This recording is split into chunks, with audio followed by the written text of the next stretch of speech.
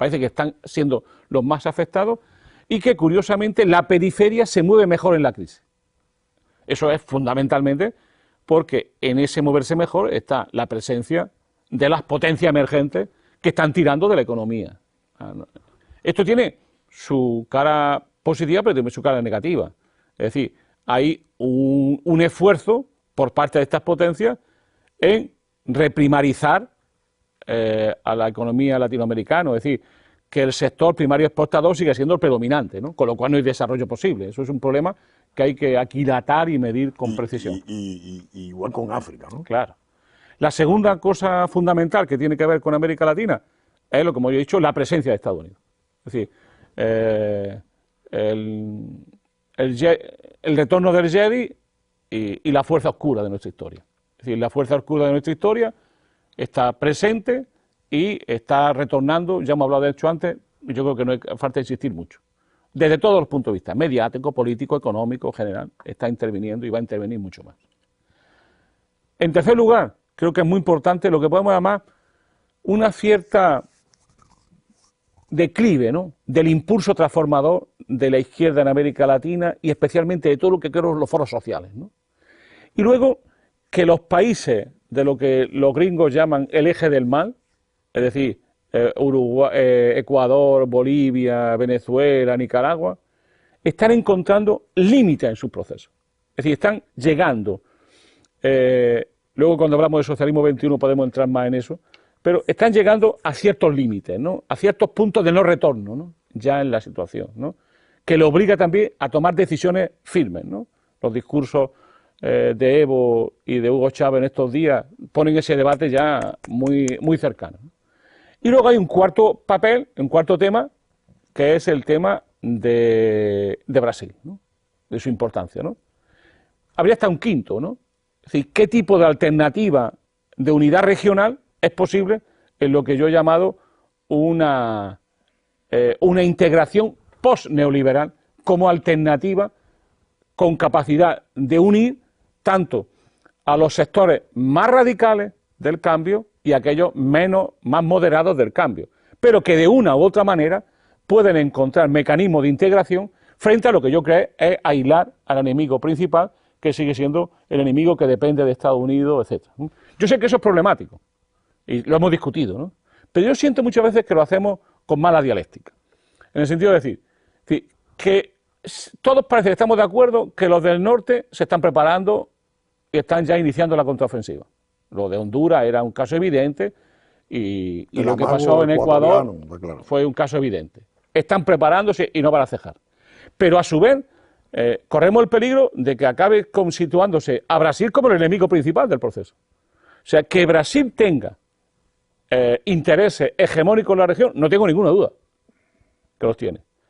Que además, siendo como es un Estado emergente y una potencia militar, no olvidemos la importancia que siempre ha sido este elemento geopolítico y de la geopolítica en Brasil, que tiene todo un dispositivo o conjunto de dispositivos, tanto que tienen que ver con su frontera norte-sur, con el Amazonas, etcétera. Eso es evidente. Nada más que descubrieron las grandes reservas petrolíferas de presal y rápidamente le compraron un submarino atómico a Francia y se armaron hasta los dientes. Es evidente que ellos notaron que había una cierta relación entre tener petróleo y armarse hasta los dientes. Había una cierta relación y lo notaron. Ahora bien, que todo eso nos haga ver que la presencia de Brasil tiene sus contraindicaciones, sus tendencias negativas para los demás, no nos puede hacer ver de que necesitamos y debemos hacer lo posible para generar una fuerte unidad y que no equivoquemos de enemigo, porque si al final no equivocamos de enemigo, casi siempre son los de arriba que se van a hacer, pero se van a sacar. Pero además es un poco lo que se jugaba en estas elecciones en Brasil. Yo siento que eso no se ha discutido bien fuera de Brasil, ¿no? Que había como dos grandes opciones en Brasil. Los que estaban con Serra y los que estaban con Dilma Rousseff, los dos bloques que estaban enfrentándose electoralmente, tenían divergencias profundas en muchas cosas, pero sobre todo en el plano geoestratégico. Lo que Estados Unidos le ofrece a Brasil es repartámonos a América Latina, repartámonos Sudamérica y el Caribe. Y convivamos como potencia, los dos hegemónicas, aceptando el rol de Estados Unidos preponderante a nivel global. Y en América Latina ya creo que os merecéis que repartamos el poder. Esa era la opción que se restaba. La opción que estaba diciendo Dilma Rousseff no era esa. Seguramente tiene sus inconvenientes y contraindicaciones, pero que la fuerza de Brasil deviene no solo de sus relaciones con Estados Unidos, sino capacidad de integrar a América Latina. Y yo creo que muchos de los problemas que tiene América Latina se resolverán si somos capaces de unir una masa importante de Sudamérica, que es muy importante Sudamérica, que es muy importante el Caribe y América Latina, unirse, y que yo creo que en el contexto actual tiene más aspectos positivos contar con Brasil que tenerlo enfrente. Y yo creo que ahí es donde debemos nosotros movernos, y al final son los pueblos los que deciden. Si hay peligro de reprimarizarse la economía, eso depende de que los estados, si responden a los intereses de las poblaciones, de las comunidades, de las mayorías sociales, tendrán que luchar por un nuevo modelo de desarrollo donde el aspecto primario exportador sea menos determinante, o que al menos ayude a financiar la industrialización y una economía más diversificada y más sustentable ecológica y económicamente. Pero creo que es muy importante la unidad, la integración, y que hoy tiene más elementos positivos que negativos la presencia de Brasil en este entorno, y que siga anclada y unida Brasil a América Latina y al proceso de integración. Al menos yo creo que nos jugamos mucho ahí, porque en el fondo, ¿qué es todo esto? En el fondo, esto es muy simple lo que estamos... Es lo que yo he llamado el otro bicentenario. ¿Qué es lo que nos estamos jugando realmente? Si América Latina, en el mundo multipolar que se está configurando, porque esa es la gran transición geopolítica que estamos viviendo, en ese mundo multipolar, América Latina va a ser un sujeto de ese mundo y por tanto va a contribuir a nuevas reglas desde la justicia, la igualdad, desde los pueblos originarios, es decir, desde las más grandes mayorías sociales que no pudieron conseguir su independencia definitiva, su soberanía nacional, su construcción como Estado. Justamente ahora estamos, yo diría, rememorando esa historia, pero a su vez si va a ser un sujeto activo o un objeto de reparto entre conflictos entre las grandes potencias. Y yo creo que eso es lo que se juega ahora. O sea, la gran oportunidad de América Latina en este momento es esa, que América Latina unida e integrada puede ser una voz propia en este nuevo orden económico político que se está configurando a nivel mundial, puede ser uno de los polos de ese mundo multipolar, pero a su vez puede hacerlo desde representar los intereses, yo diría, más nobles y más sanos de una humanidad que se encuentra en un momento difícil. Eso es lo que se está jugando en este momento. Y esa es la oportunidad, que no va a durar toda la vida, que no va a durar toda la vida.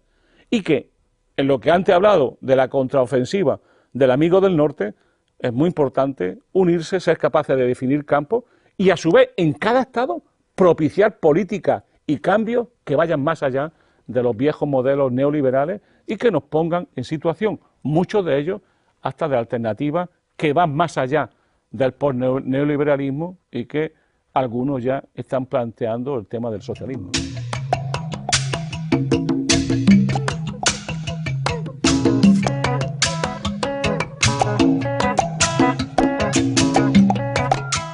Yo te agradezco que te hayas extendido mucho en este tema porque le permite a los televidentes que no siguieron en detalle las discusiones que tuvimos estos días en casa, ver uno de los temas, ¿no?, que más nos absorbió en el debate.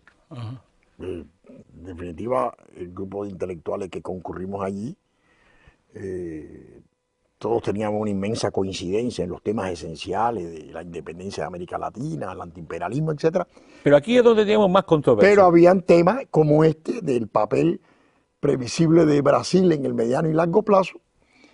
Es muy interesante que tú lo hayas traído a colación porque también habían criterios divergentes acerca de si el papel que podía jugar Brasil en el futuro era a favor de la independencia de la región o ser un obstáculo a la independencia del conjunto de la región. Eso me parece muy importante y yo lo que creo que tenemos que seguir estudiando y tratar el tema, como tú sugieres, con mucho cuidado, mucha dialéctica y mucho sopesando cuál es el escenario histórico real, concreto en que nos encontramos y quién es el enemigo principal. Esa noción de enemigo principal me pareció muy importante que la trajera a colación. Pero pasando este tema, por razones de tiempo, y recordando que Brasil ha apoyado a Bolivia, a Ecuador y a Venezuela, es decir, que le ha prestado un apoyo inestimable. El Brasil de Lula, no tengo duda de que será el de Dilma, le ha apoyado a este eje más radical, a este primer frente del que hablábamos. Otro de los temas que se levantaron en el encuentro de casa era la cuestión de una estrategia que es pura resistencia, ¿no? O una estrategia que es ofensiva. Ahí estaba el ejemplo de Cuba, porque a veces a Cuba se le felicita por haber resistido, pero no se ha examinado en detalle que un componente de esa resistencia ha sido su contraofensiva. La Revolución Cubana ha sido combativa, ofensiva, y no ha perdonado ninguno de los resquicios de la debilidad del imperialismo.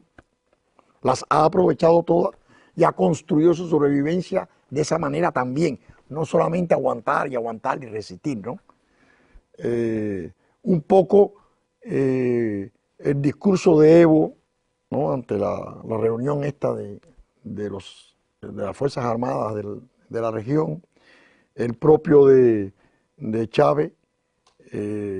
Creo que algo de lo que ustedes conversaron también con el compañero Fidel apunta a que esta línea de combate y estos gobiernos progresistas de la región tienen que pasar a una contraofensiva. Parecería que incluso ya están en ella, ¿no? ¿Cómo ves este aspecto de la cuestión, ¿no? ¿Cómo lo ves tú, que eres un luchador político? Yo lo veo fundamentalmente, como podemos llamar, el fin de la utopía llamada Obama. Es decir, a mí no me extrañó mucho. En general, a mí cuando los medios de comunicación empiezan a darle mucha bomba, mucho hábito, mucho espíritu a un presidente norteamericano, aunque sea negro o ennegrecido, y liberal y abierto, siempre pienso, cuidado, porque generalmente estas cosas no funcionan bien, ¿no?